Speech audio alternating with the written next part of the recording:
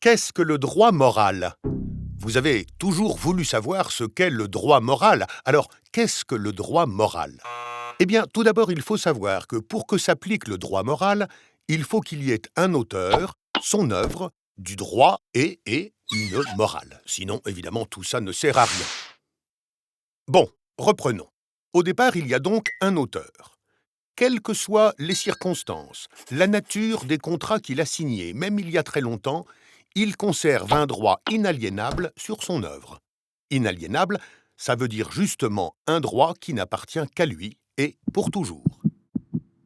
Bon, précisons, ce droit moral et donc inaliénable permet à l'auteur de faire valoir sa paternité, le respect de son œuvre et sa divulgation. Retenez bien ces trois mots magiques. Ce n'est pas compliqué, je m'explique. 1.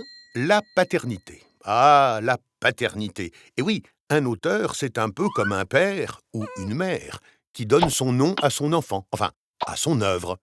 Ensuite, quand l'œuvre grandit et quitte la maison pour être diffusée, reproduite, représentée, eh bien, il est obligatoire de citer le nom de son géniteur, à moins que celui-ci ne souhaite garder l'anonymat. 2. Le respect de l'œuvre. Et oui, vous ne le saviez peut-être pas, mais ça se respecte, une œuvre.